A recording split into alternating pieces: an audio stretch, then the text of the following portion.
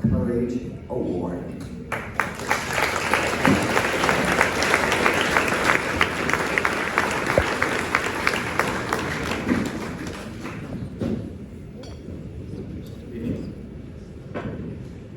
Last year, SFA lost one of our board members, Gala went through chairs, and to many of us, a friend.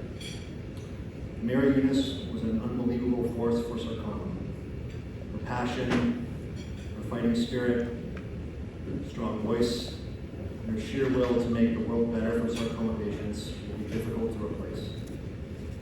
Amira was instrumental in leading this gala and raising money for sarcoma research. This year, in memory and honor of Amira, the SFA established the Amira Eunice Courage Award.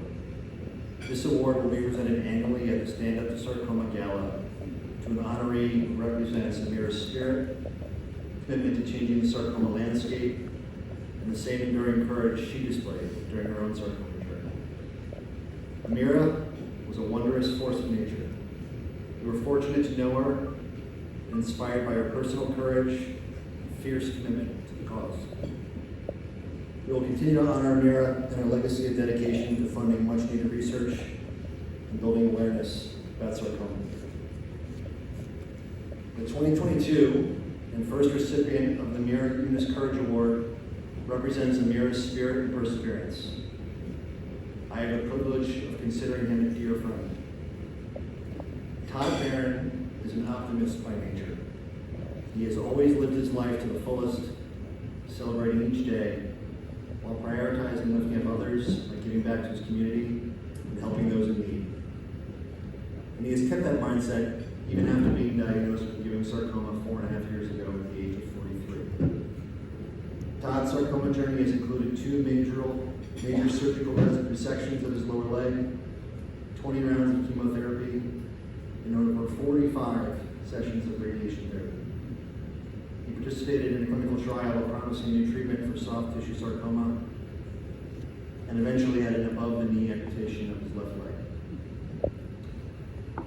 Understanding that research into new therapies is critical to improving survival rates for future sarcoma patients, Todd enrolled in a clinical trial. He chose this course of treatment knowing that it is difficult to find patients for sarcoma trials. Unfortunately, most patients do not typically enroll in trials until they've exhausted all known protocols, and by that time, they're typically very ill. Thankfully, at the time he enrolled, Todd was strong and healthy in all ways, except for his sarcoma. He successfully completed the trial and had his leg amputated in hopes that the sarcoma would not metastasize further. Unfortunately, just over a month after his amputation, while he was starting the long and challenging process of learning to walk using a prosthetic leg, he was told the sarcoma had metastasized to his lungs. The news was devastating. He had exhausted all known cures for Ewing sarcoma. After consulting with his medical team, Todd started a treatment that he knew would not be a cure, but could extend his life dramatically if it worked. The therapy was originally created to treat a different form of cancer, but had been approved after clinical trials just a few years earlier for the treatment of advanced soft tissue sarcomas. Since participating in his earlier clinical trial, Todd had developed a deeper understanding and appreciation of the research and clinical trial process required for new therapies to become available for use. He felt such gratitude for the many cancer patients who had previously participated in various trials that were necessary to create the treatment protocols and alternative therapies that he had already utilized. Todd wanted to contribute. Treatment has kept his sarcoma relatively under control for the past year. Todd has had a few small tumors grow during this time, but they've been successfully treated with radiation therapy. But that is only part of Todd's story. Todd is the father of 2 beautiful young daughters, married to the love of his life, Devin. I was there the night they met. And throughout all these treatments, Todd continues to live life to the fullest. After so many years working together, Todd's doctors and nurses have come to feel like old friends. Most of his appointments are a celebration of life, as they move from discussions about treatment into conversations about all the places he has traveled and the many exciting things he has done since his last appointment. Some might say that Todd is living like he's dying, but if you ask him, He is just living with sarcoma.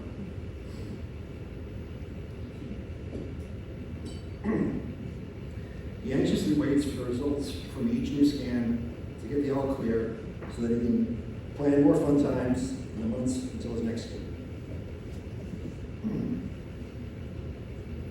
He knows there is no cure for Ewing sarcoma yet. He understands that there will likely not be a cure in his lifetime. But he is grateful for the life he is able to live right now, enjoying his large and supportive network of loving family and friends. I think there's at least 50 or 60 here tonight. All while his sarcoma is under control due to the 4 pills he takes before bed each night, enabling him to live another glorious day. Using his sarcoma journey as a platform to help others like him, Todd now mentors another young father recently diagnosed with Ewing sarcoma. He takes pride in expertly guiding him through the terrifying world of sarcoma. He hopes to inspire this friend and other people like him to enjoy the good things in life while living with his disease. Todd has always felt that he was blessed by so much good fortune in life. He continues to feel that way even while battling Ewing's. His positive attitude has been an inspiration to all who know him. I can personally attest that he's been an inspiration to me. That's why I'm honored to acknowledge 2 dear friends and present Todd Barron with the Mary Eunice Courage Award.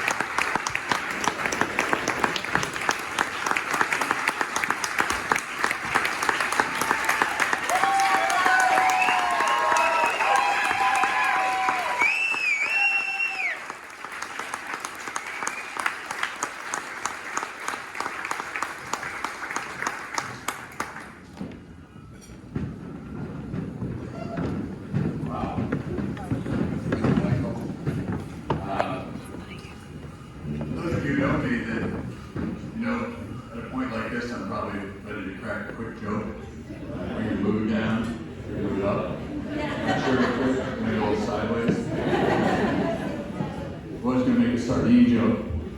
Dad explained the joke, it's not very good. Because we're all kidding, right? Anyways. Well, I'm honored to accept this Courage Award, and I'd first like to thank my wife, Deborah, like Michael said, the love of my life, and really talk about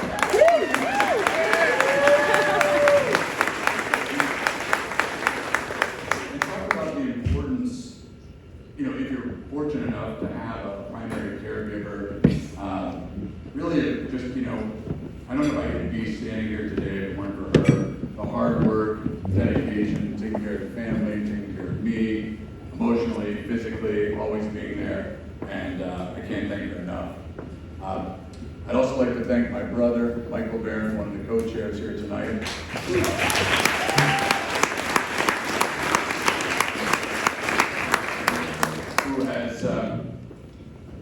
Always been a great brother since we shared bunk beds back in the olden days. And it's one of the reasons why we actually have 70 family and friends here tonight, because of his hard work of going out and getting people to come here tonight, flying from many different parts of the country. I'd like to thank those family and friends for being here. For the ones who supported this event, and then for some of them who supported the event but just weren't able to get here for whatever reason, hurricanes, COVID, a number of different reasons. I will say that I am thrilled to be here. I actually had a treatment of radiation today, this morning, in Fort Lauderdale, Florida, at 8 a.m. Got on a flight, luckily, with the hurricane that was down there, and I'll be flying back.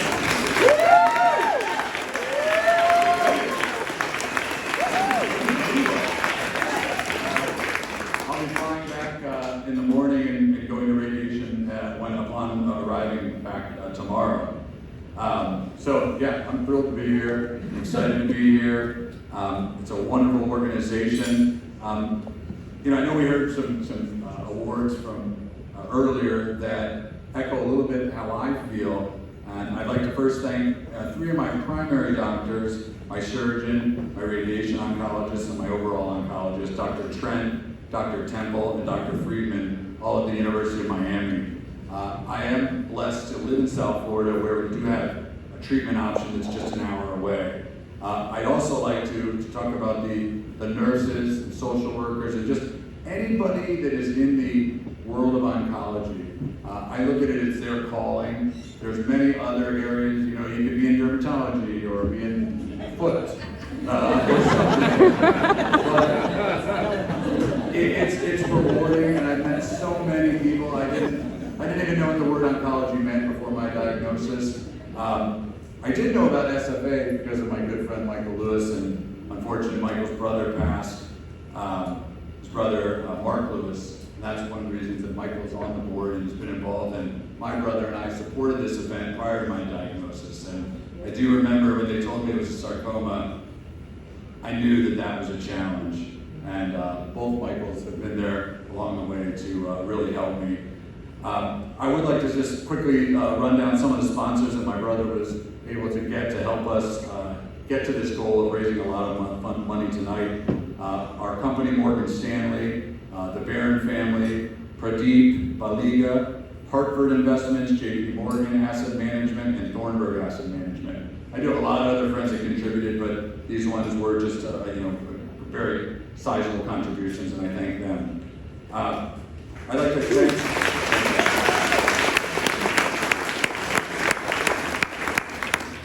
thank the SFA board for honoring me with the Courage Award, or just the SFA in general, not the board, but also the board. It takes a lot. I've been involved in philanthropy, for the last 30 years, and it's a wonderful organization.